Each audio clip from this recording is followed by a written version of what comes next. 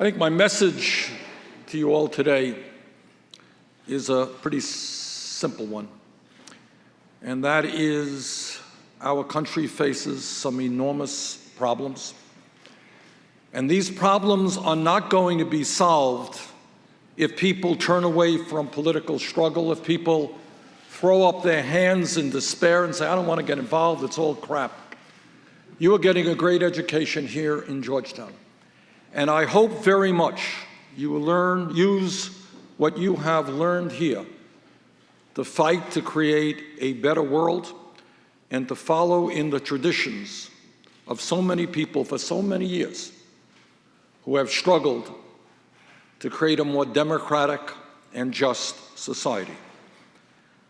Let me take you now back to the 1937. And in his inaugural address, in the midst of the Great Depression, President Franklin Delano Roosevelt looked out at the nation in the midst of this terrible depression. And this is what he saw, and this is what he talked about in his inaugural. He saw tens of millions of people denied the basic necessities of life. He saw millions of families trying to live on incomes so meager that the pall of family disaster hung over them every single day. He saw millions of his fellow Americans denied education, recreation, and the opportunity to better their lot and the lot of their children. He saw millions lacking the means to buy the products they needed, and by their poverty, by their lack of disposable income, denying employment to many other millions. Because when you don't have money to spend, you're not creating jobs for other people. He saw 1/3 of a nation ill-housed, ill-clad, and ill-nourished. And he acted against the ferocious opposition of the ruling class of his day, people he called the economic royalists. Roosevelt implemented a series of programs that put millions of Americans back to work, took them out of dire poverty, and restored their faith in government. He redefined the relationship of the federal government to the people of our nation. He combated cynicism, fear, and despair. He reinvigorated democracy. He transformed our country, and that is exactly what we have to do today. And by the way, almost everything he proposed, almost every program, every idea he introduced was called socialist.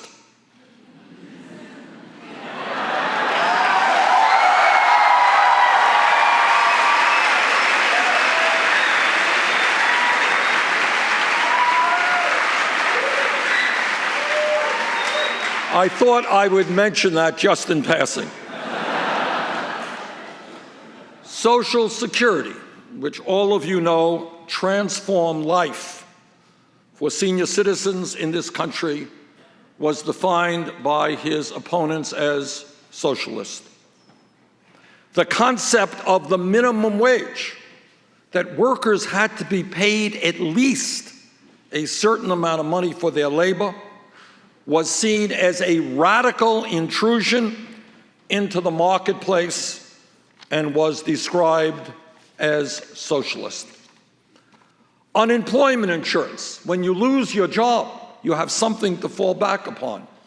Abolishing child labor, ending the fact that children of 8, 10, 12 years of age were working in factories or working in the fields.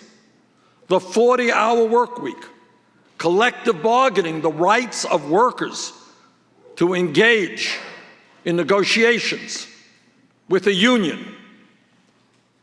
strong banking regulations, deposit insurance, and job programs that put millions of people to work were all described in one way or another as socialist.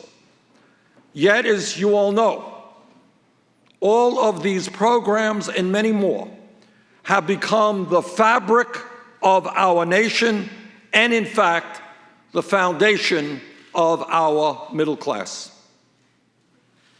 30 years later, after Roosevelt's speech in the 1960s, President Lyndon Johnson fought for Medicare and Medicaid to provide health care to millions of senior citizens and families with children, persons with disabilities, and some of the most vulnerable people in this country.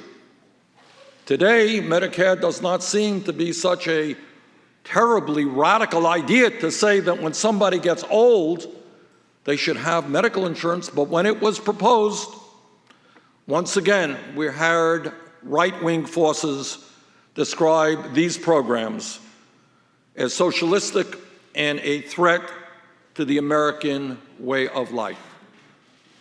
That was then, now is now.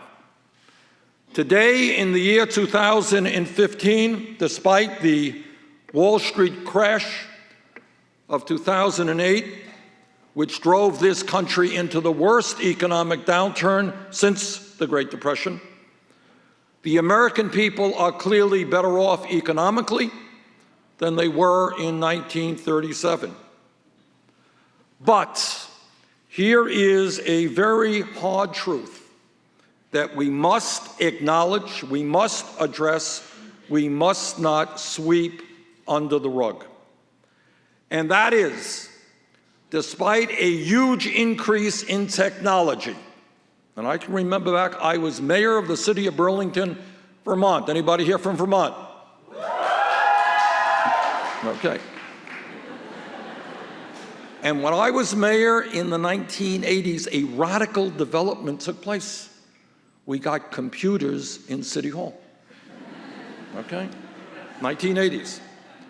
Despite a huge increase in technology and worker productivity, meaning that almost every worker in America with that technology is producing a lot more than workers that came before. Despite major growth in our GDP and a huge increase in the global economy, tens of millions of American families continue today to lack the basic necessities of life, while millions more struggle every day to provide a minimal standard of living for their families. And I hope none of you will turn your back on that reality. And the truth is, and again, this is a truth we must put on the table. Yes, we are better off today economically than we were 7 years ago when Bush left office. But the other truth is that for the last 40 years under Republican leadership and Democratic leadership, the great middle class of our country has been in decline, and faith in our political system is now extremely low. New technology, increased worker productivity, people working longer hours for lower wages, faith in our political system now extremely low. The very rich get richer, almost everyone else gets poorer. Super PACs funded by billionaires buy elections. Koch brothers alone and a few of their friends will spend more money in this election cycle than either the Democratic or Republican parties. Ordinary people, working people, young people, don't vote. We have an economic and political crisis in this country, and the same old politics and economics will not effectively address those crises. if we are serious about transforming our country, and I hope all of you are serious about transforming our country, if we are serious about rebuilding the American middle class, if we are serious about reinvigorating American democracy, we need to develop a political movement which, once again, is prepared to take on and defeat a ruling class whose greed is destroying our nation.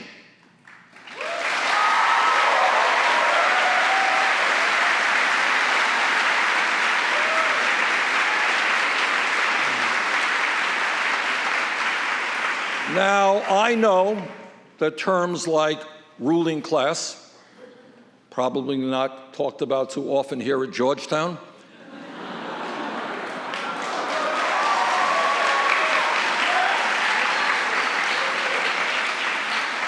not too often talked about on CBS or NBC, but that is the simple fact.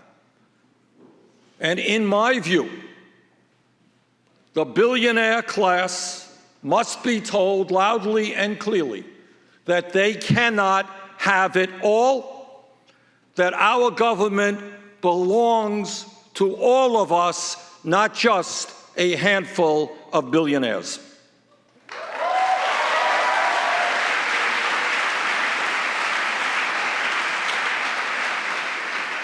But this goes beyond politics. We need to create a culture, an entire culture, which, as Pope Francis has reminded us, cannot just be based on the worship of money. We must not accept a nation in which billionaires compete as to the size of their super yachts, while children in America go hungry, and veterans, men and women who have put their lives on the line to defend us, sleep out on the streets. Today in America, we are the wealthiest nation in the history of the world. But few Americans know that, because so much of the new income and wealth is going to the people on top. In fact, over the last 30 years, there has been a massive redistribution of wealth. Problem is, it has gone in the wrong direction.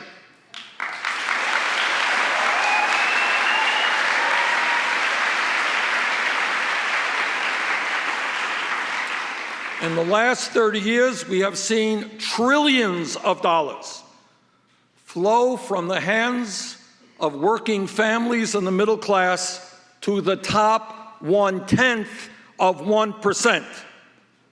A handful of people, top 1/10 of 1%, who have seen a doubling of the percentage of the wealth that they own during that period. Doubling of the percentage of wealth they own. Unbelievably and grotesquely, the top 1/10 of 1% today owns nearly as much wealth as the bottom 90%. 1/10 of 1% owns nearly as much wealth as the bottom 90%. That is not the kind of America that we should accept.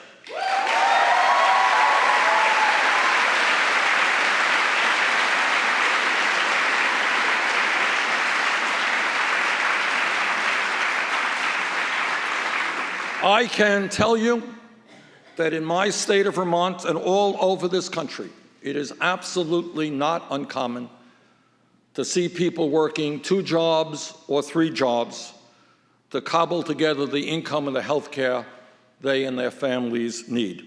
In fact, Americans work longer hours than do the people of any other industrialized country.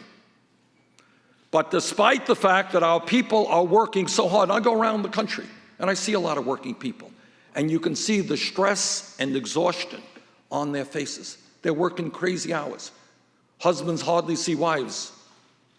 People don't have the quality time for their kids because they're working so hard just to bring in the income to survive. And despite all of that, despite our people working so hard, 58% of all new income generated today is going to the top 1%.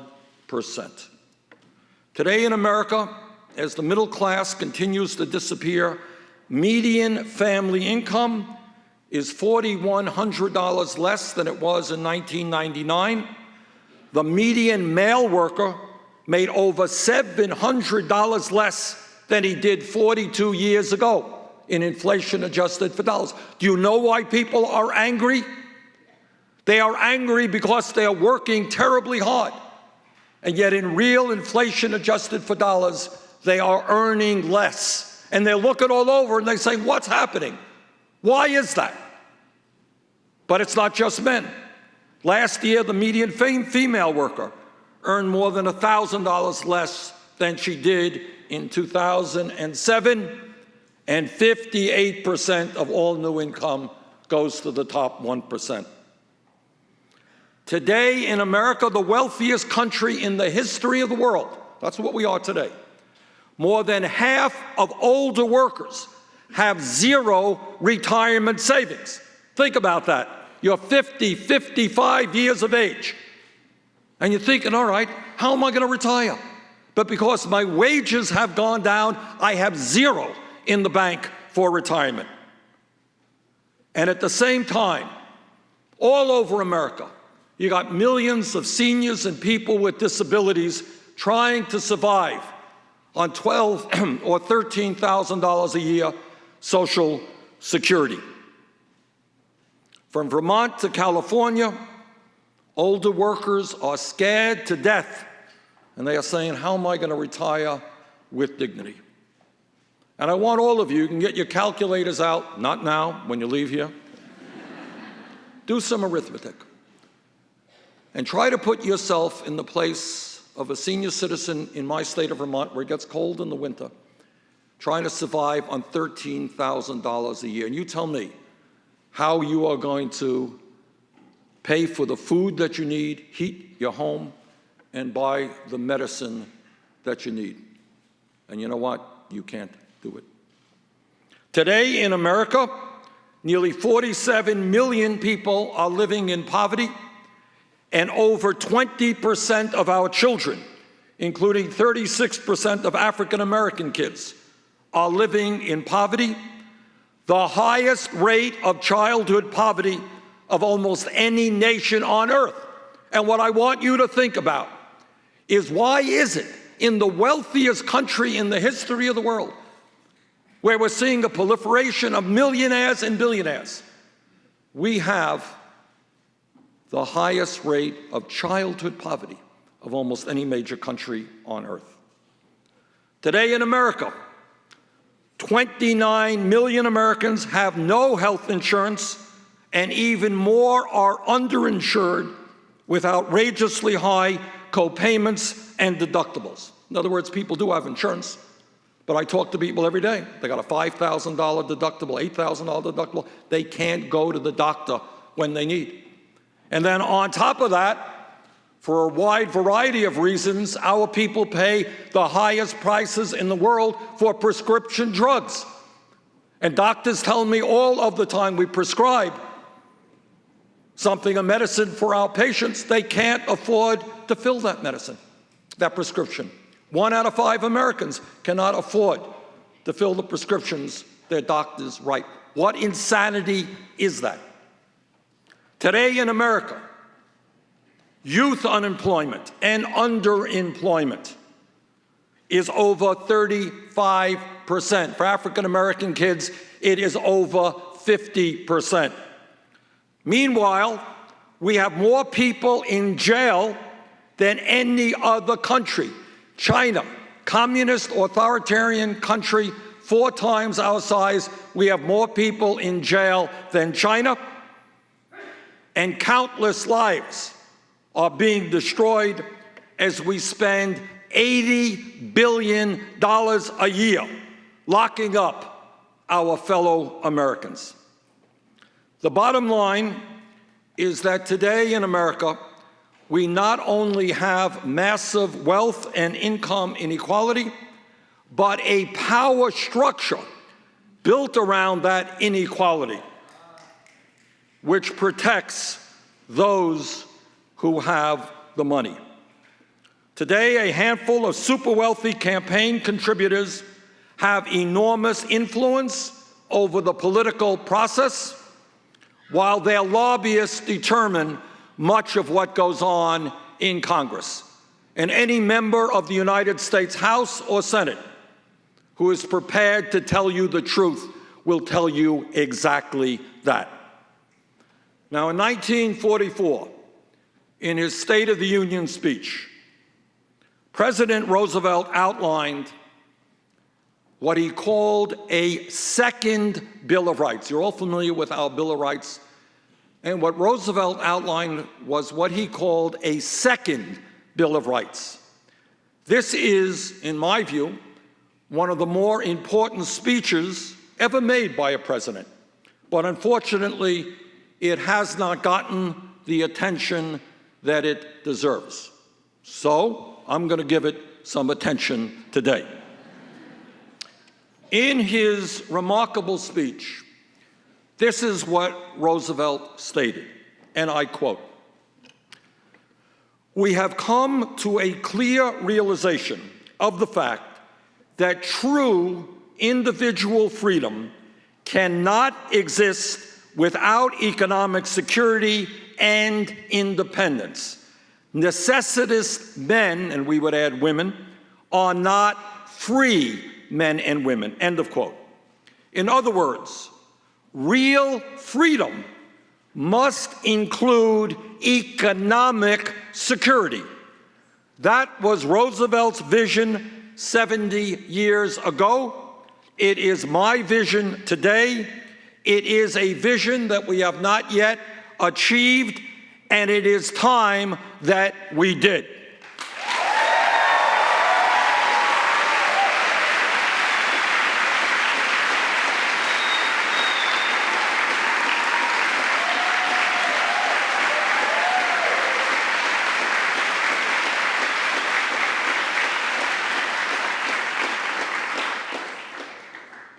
In that speech, Roosevelt described the economic rights, R-I-G-H-T-S, rights that he believed every American was entitled to.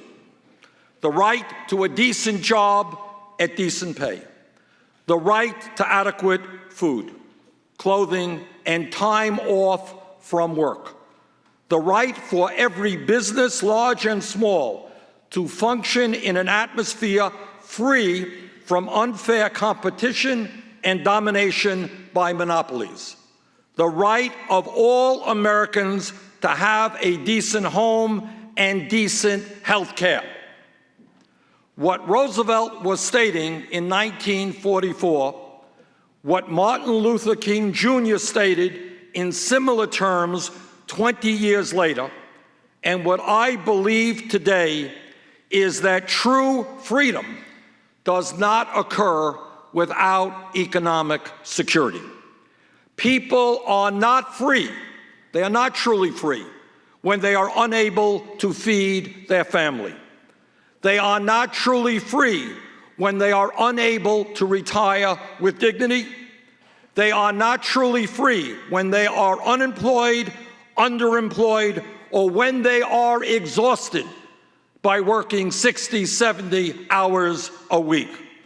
People are not truly free when they don't know how they're going to get medical help when they or a family member are sick. So let me take this opportunity to define for you, simply and straightforwardly, what democratic socialism means to me.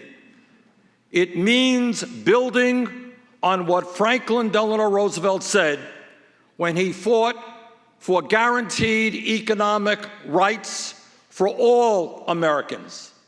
And it builds on what Martin Luther King Jr. said in 1968 when he stated, and I quote, "This country has socialism for the rich and rugged individualism for the poor," end of quote.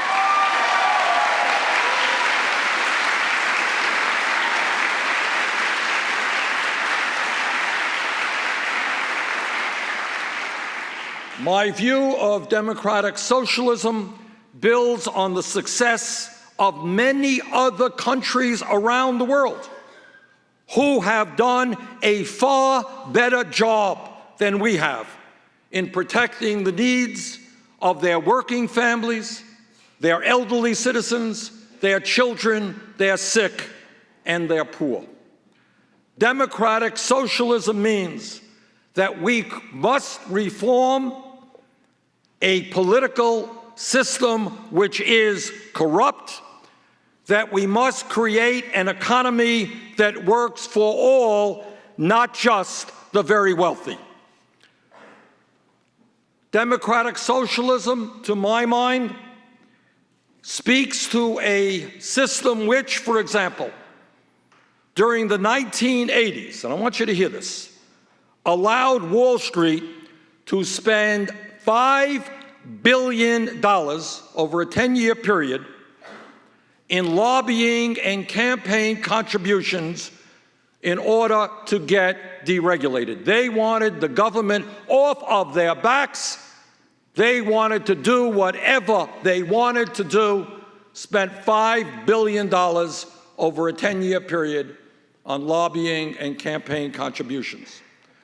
Then, 10 years later, after their greed and recklessness and illegal behavior led to their collapse, what our system enabled them to do is to get bailed out by the United States government, which through Congress and the Fed provided trillions of dollars in aid to Wall Street.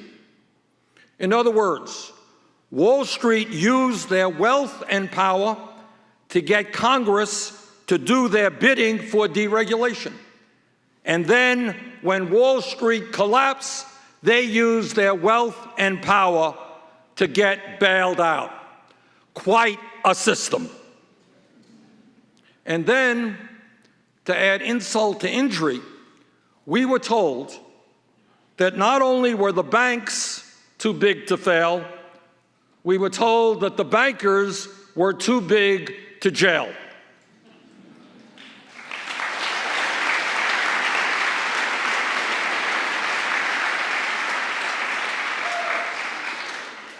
And this is the system.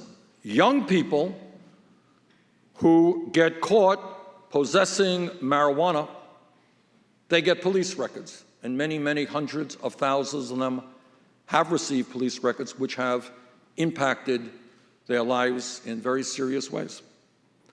On the other hand, Wall Street CEOs who helped destroy the economy, they don't get police records.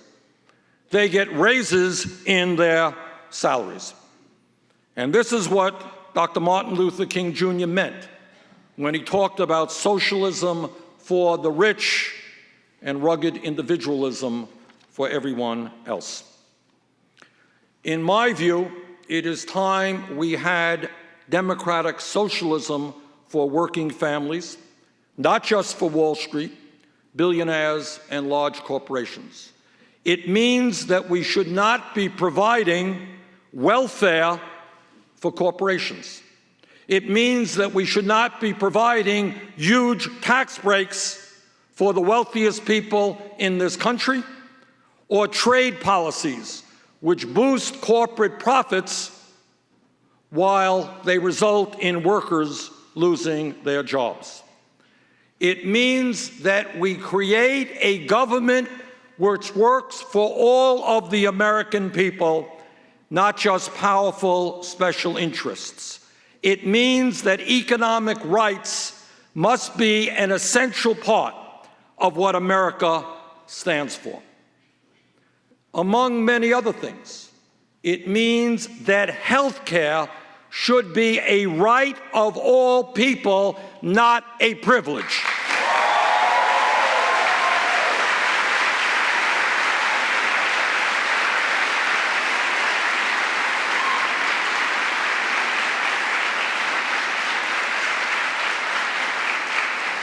Now, I know that there are some people out there who think this is just an incredibly radical idea. Imagine, in the United States of America, all of us having health care as a right. But I hope all of you know this is not a radical idea, it is a conservative idea. It is an idea and a practice that exists in every other major country on earth. You know, not just in Scandinavia, in Denmark or Sweden or Finland or Norway. It exists in Canada. I live 50 miles away from Canada. Not a radical idea. It exists in France, Germany, Taiwan, all over the world. Countries have made the determination that all of their people are entitled to health care, and I believe the time is long overdue for the United States to join the rest of the world.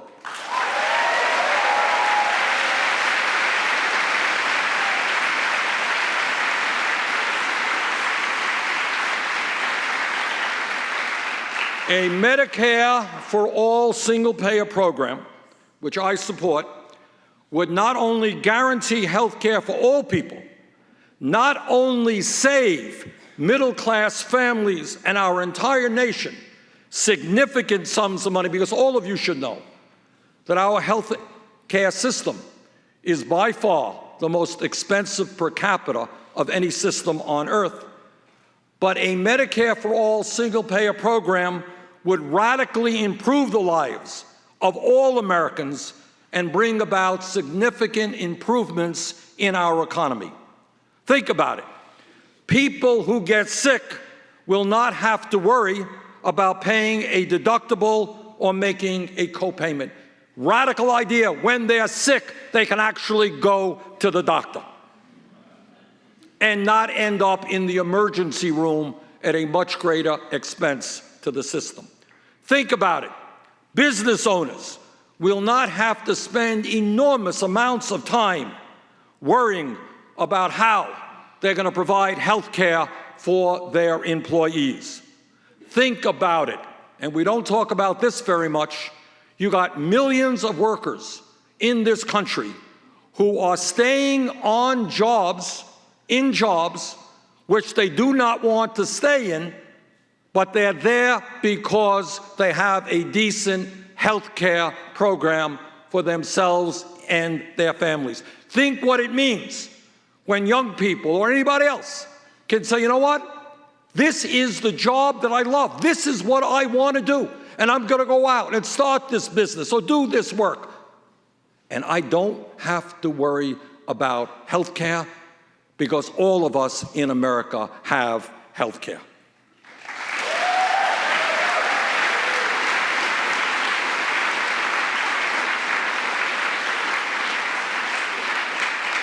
And by the way, what a Medicare for all system will bring about is ending the absurdity of the American people paying by far the highest prices in the world for prescription drugs. Now, when I talk about democratic socialism, what that means to me is that in the year 2015, a college degree today is equivalent to what a high school degree was 50 years ago. And what that means is that public education must today allow every person in this country who has the ability, the qualifications, and the desire, the right to go to a public college or university tuition-free.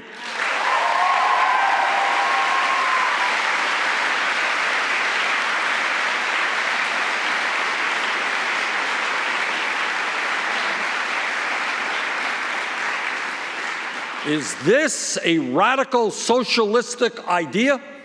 I don't think so. It exists in many countries all over the world, and you know what? Used to exist in the United States of America. We had great universities like the University of California, the City University of New York, virtually tuition-free. Democratic socialism means that our government does everything it can to create a full employment economy. It makes far more sense to me to put millions of people back to work rebuilding our crumbling infrastructure than to have a real unemployment rate of almost 10%. It is far smarter to invest in jobs and educational opportunities for young people who are unemployed than to lock them up and invest in jails and incarceration.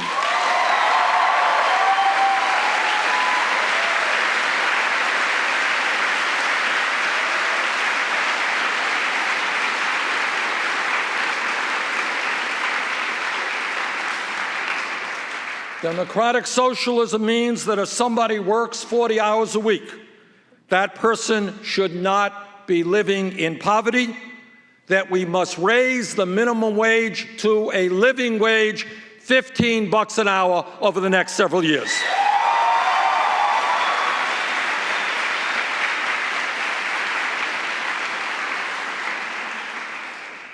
It means that we join the rest of the world and pass the very strong paid family and medical leave legislation now sitting in Congress.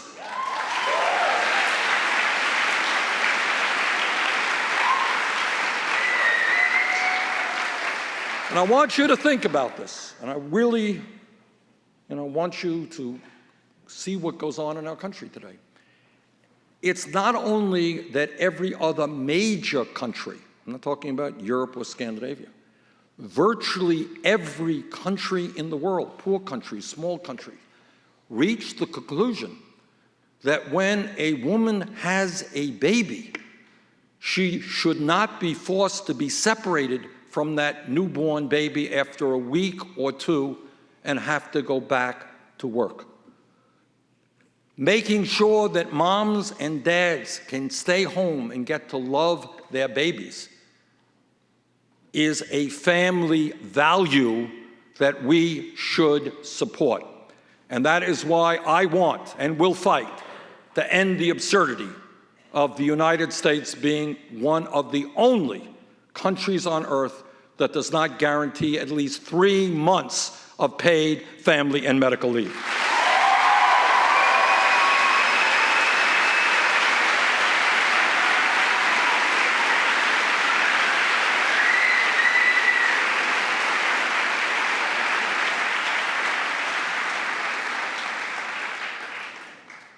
Democratic socialism, to me, means that we have government policy, strong government policy, which does not allow the greed and profiteering of the fossil fuel industry to destroy our environment and our planet.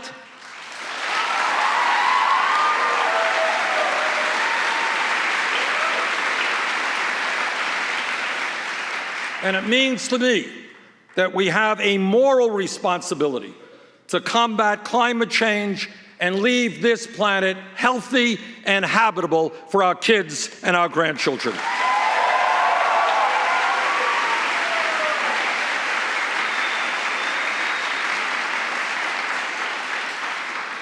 Democratic socialism means that in a democratic, civilized society, the wealthiest people and the largest corporations must pay their fair share of taxes.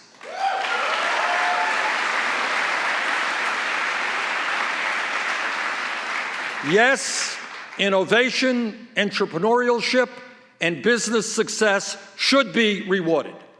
But greed for the sake of greed is not something that public policy should support.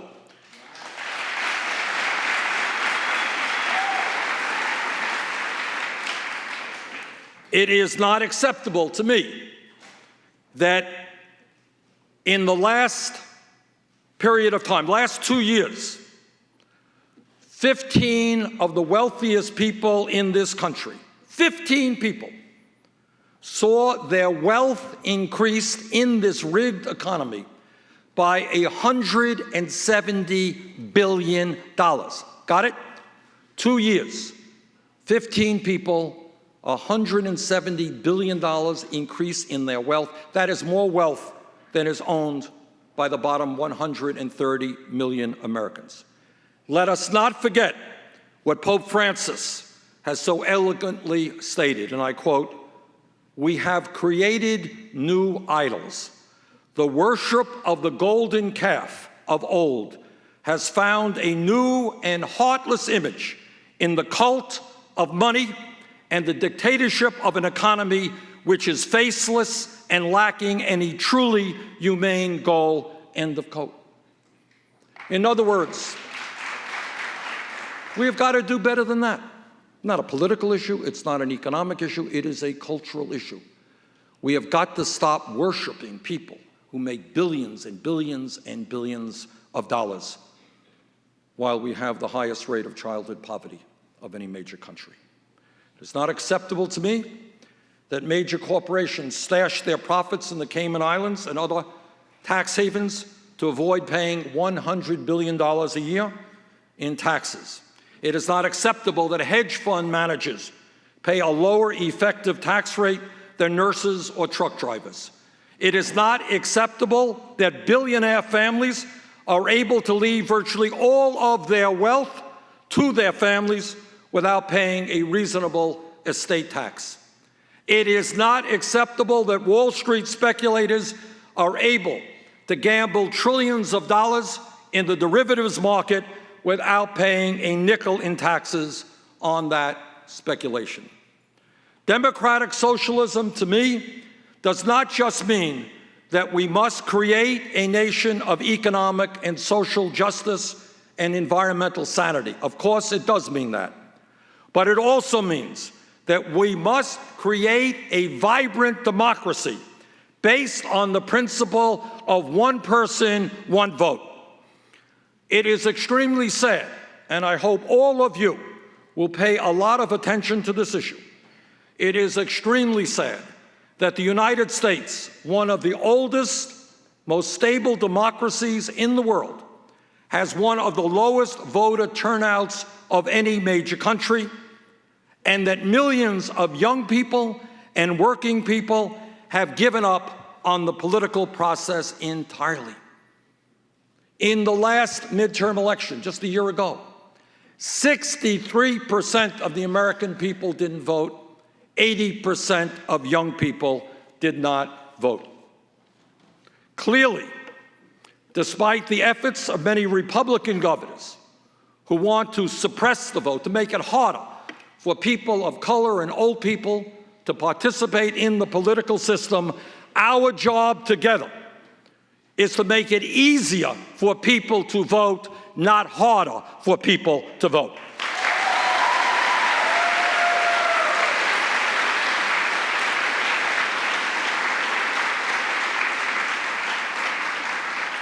It is not a radical idea, and I will fight for this as hard as I can as president, to say that everyone in this country who is 18 years of age or older is registered to vote. End of discussion.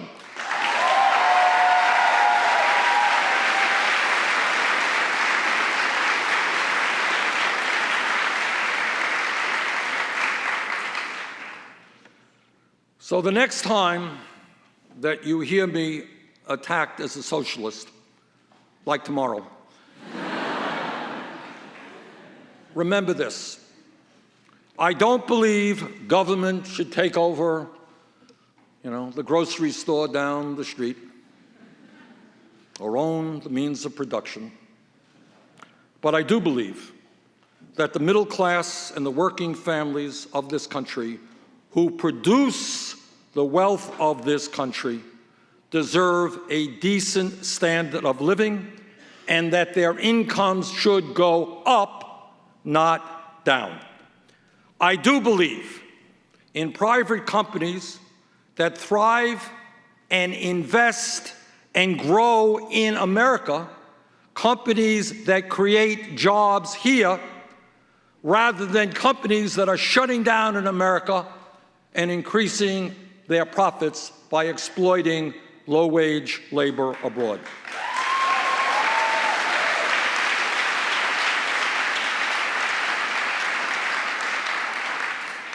I believe that most Americans can pay lower taxes if hedge fund managers who make billions manipulating the marketplace finally start paying the taxes that they should. I don't believe in special treatment for the top 1%, but I do believe in equal treatment for African Americans who are right to proclaim the moral principle that Black lives matter.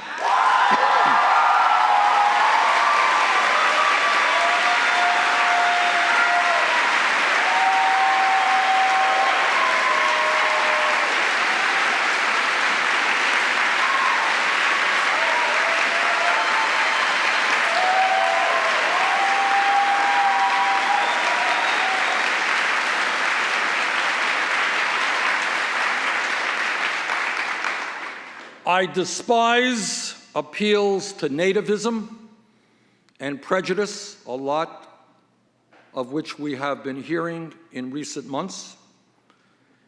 And I do proudly believe in immigration reform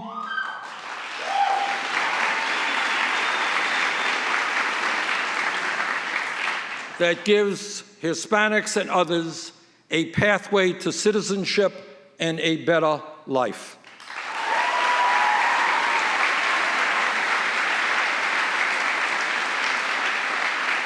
And while I'm on that subject, let me just say a real word of concern to what I've been hearing from some of the Republican candidates for president in recent months. People can have honest disagreements about immigration or about anything else. That's called democracy. But people should not be using the political process to inject racism into the debate.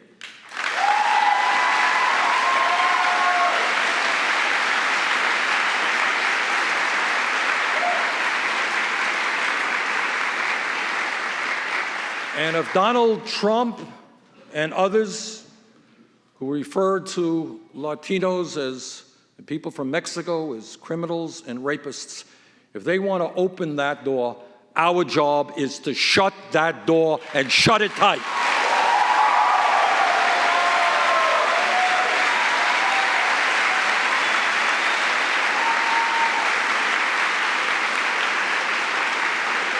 This country has gone too far. Too many people have suffered, and too many people have died for us to continue hearing racist words coming from major political leaders. Now, I don't believe in some foreign ism, but I do believe in American idealism. And one of the pleasures, one of the real joys that I've experienced on this campaign so far, being here today with you, and being all over the country, is seeing the huge numbers of young people who are coming out, who want to make this country better, who want to use their intelligence and their energy to address the many problems that we have. So I want to thank all of the young people here and all over this country for their idealism, and do not become cynical. I am not running for president because it is my turn. Not quite. I was born in a 3.5-room apartment in a working-class family in Brooklyn, New York. I don't think. Okay. So I got Brooklyn, I got Vermont. And by the way, I visited California.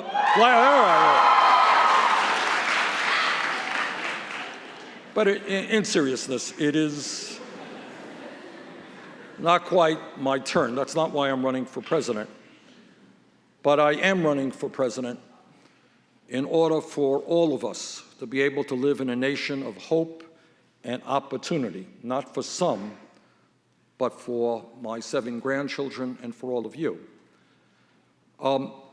Nobody understood better than Franklin Delano Roosevelt the connection between American strength at home and our ability to defend America around the world.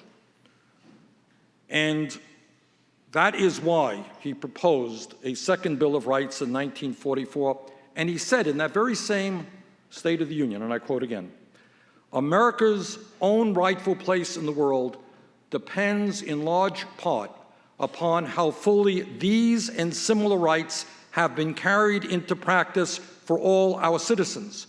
For unless there is security here at home, there cannot be lasting peace in the world," end quote. Now, I am not running for president to pursue reckless adventures abroad, but to rebuild America's strength at home.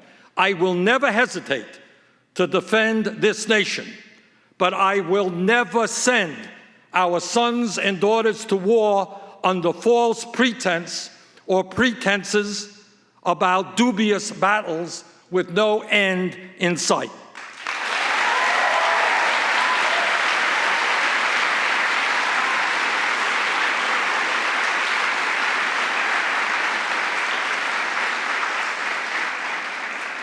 And as we discuss foreign policy, I know that all of you share with me your shock and your horror at what happened in Paris, and you share with me your condolences for the families who lost loved ones and your hopes and prayers that those who were wounded will recover. And also those same thoughts go out to the families of those who lost loved ones in the Russian flight that we believe was taken down by an ISIS bomb, and also those who lost their lives to terrorist attacks in Lebanon and elsewhere. To my mind, it is clear that the United States must pursue policies to destroy the brutal and barbaric ISIS regime and to create conditions that prevent fanatical extremist ideologies from flourishing. But we cannot and should not do it alone. Our response must begin with an understanding of past mistakes and missteps in our previous approaches to foreign policy. It begins with the acknowledgement that unilateral military action should be a last resort, not a first resort.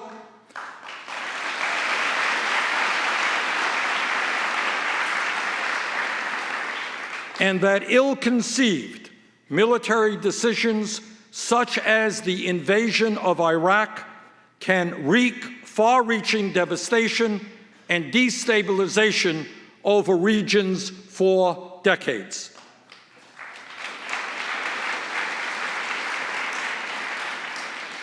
It begins with the reflection that the failed policy decisions of the past, rushing to war, regime change in Iraq, or toppling Mohammad Mossadegh in Iran in 1953. Mossadegh was the president. CIA and others got rid of him to protect British petroleum interests. The Shah of Iran came in, a brutal dictator, and he was thrown out by the Islamic Revolution, and that is where we are in Iran today. Decisions have consequences, often unintended consequences. So whether it was Saddam Hussein or Mossadegh or Guatemalan President Arbenz in 1954 in Guatemala, Brazilian President Goulart in 1964, Chilean President Allende in 1973. This type of regime change, this type of overthrowing governments we may not like, often does not work, often makes a bad and difficult decision even worse. These are lessons we must learn.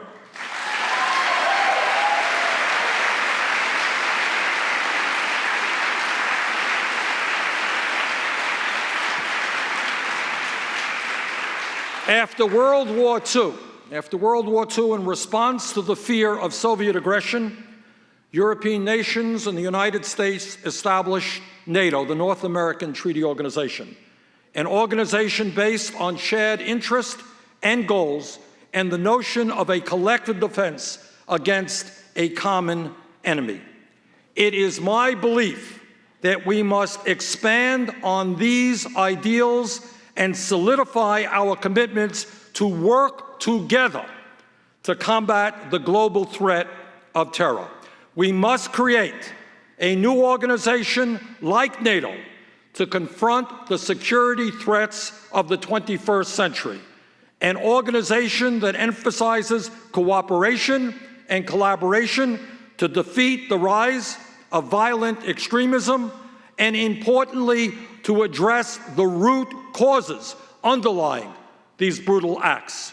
We must work with our NATO partners, we must work to expand the coalition with Russia, and we must work with members of the Arab League.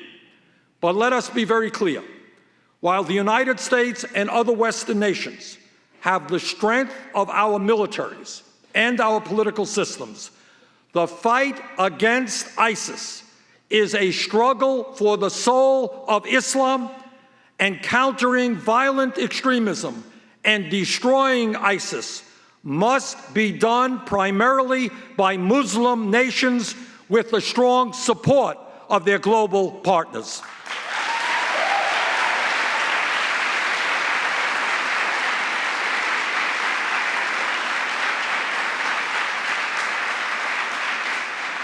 Now, this has been my view long before Paris, but I am very happy to tell you that these same sentiments have been echoed by people like Jordan's King Abdullah II in a speech just Sunday, in which he said that terrorism is the greatest threat to our region, the Gulf region, Middle East, and that Muslims must lead the fight against it. He noted that confronting extremism is both a regional and international responsibility, and that it is incumbent on Muslim nations and communities to confront those who seek to hijack their societies and their religion with generations of intolerance and violent ideology. And let me congratulate King Abdullah not only for his wise remarks, but also for the role that his small country is playing in attempting to address the horrific refugee crisis in that region.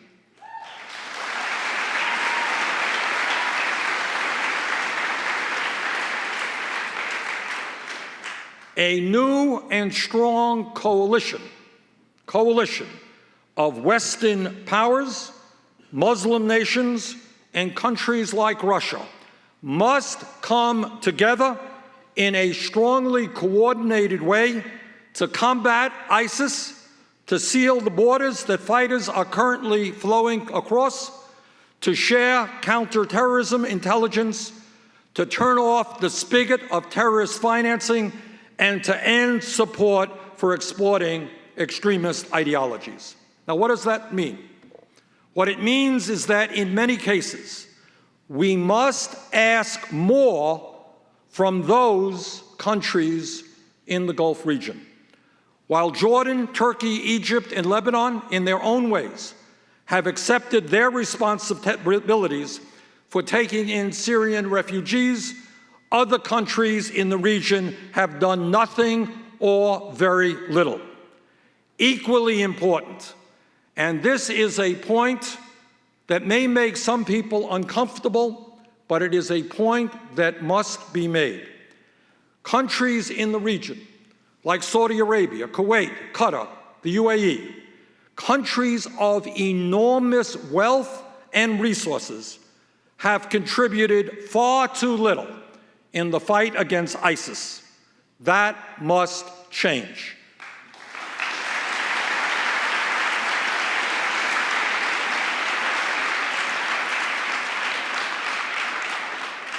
King Abdullah is absolutely right when he says that the Muslim nations must lead the fight against ISIS, and that includes, and must include, some of the most wealthy and powerful nations in the region who, up to this point, have done far too little. Saudi Arabia, turns out, has the third largest defense budget in the world. Yet instead of fighting ISIS, they have focused more on a campaign to oust Iran-backed Houthi rebels in Yemen.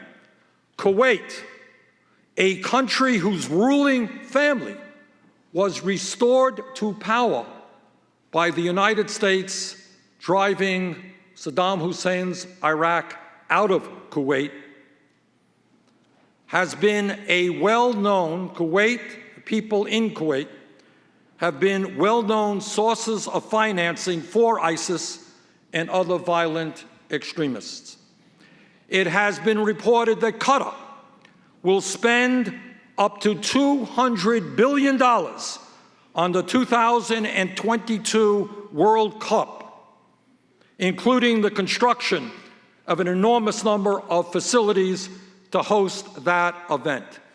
$200 billion on hosting a soccer event, yet very little to fight ISIS.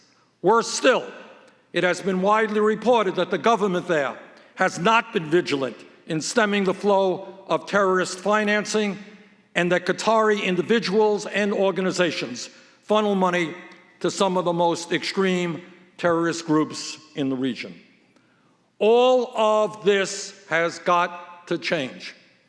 Wealthy and powerful Muslim nations in the region can no longer sit on the sidelines and expect the United States, our young men and women, and our taxpayers to do it for them.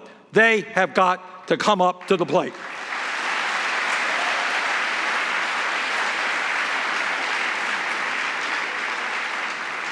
As we develop a strongly coordinated effort, we need a commitment from these countries that the fight against ISIS takes precedence over the religious and ideological differences that hamper the kind of cooperation that we desperately need. Further, we all understand that Bashar al-Assad, president of Syria, is a brutal dictator who has slaughtered many of his own people. I am pleased that we saw last weekend diplomats from all over the world, known as the International Syria Support Group, set a timetable for a Syrian-led political transition with an open and fair election. These are the promising beginnings of a collective effort to end the bloodshed and move toward a political transition in Syria. The diplomatic plan for Assad's transition from power is a good step in a united front. But our major priority must be to defeat ISIS. Nations all over the world who share a common interest in protecting themselves against international terrorism must make the destruction of ISIS the highest priority. Nations in the region must commit that instead of turning a blind eye, they will commit their resources to preventing the free flow of terrorist finances and fighters to Syria and Iraq. We need a commitment that they will counter the violent rhetoric that fuels terrorism, rhetoric that often occurs within their very borders. This is the model which we must pursue in order to address the global threats that we face. While individual nations obviously have historic disputes, the United States and Russia now have very strong differences of opinion on some very serious issues. Iran and Saudi Arabia, to put it mildly, do not like each other. But the time is now to do everything possible to put aside those differences to work toward a common goal of destroying ISIS. Sadly, as we have seen recently, no country is immune from attacks by the violent organization called ISIS. Thus, we must work with our partners in Europe, the Gulf region, Africa, and Southeast Asia, all along the way, asking the hard questions whether their actions are serving our unified purpose. The bottom line is that ISIS must be destroyed, but it cannot be defeated by the United States alone. A new and effective coalition must be formed with the Muslim nations leading the effort on the ground, while the United States and other major forces provide the support they need. Let me conclude by once again thanking all of you for being here today. All across this country, there is a significant alienation from the political process. People look to Washington and they throw their hands up and they say, what in God's name is going on there? Why aren't our senators and our congressmen paying attention to our needs? Why aren't we developing a rational foreign policy rather than talking again about getting involved in a quagmire in the Middle East, which could lead to perpetual warfare? So let me conclude just by saying this. The problems that we face as a nation are indeed very, very serious. I've talked on some. There's a lot we haven't even touched upon. But by and large, all of these problems were caused by bad human decisions. And if we come together, if we stand together, if we do not allow ourselves to be divided up by race, by whether we're gay or whether we're straight, whether we're born in America or we weren't born in America, whether we're a male or a female, if we stand together and if we focus on how we can create sane foreign policy, how we can rebuild the middle class, how we can combat climate change, how we can create a nation in which we end racism and homophobia. If we are prepared to do that, if you, as young people, are prepared to engage in the political process, I have no doubt that there is nothing that together we cannot accomplish. Thank you all very much.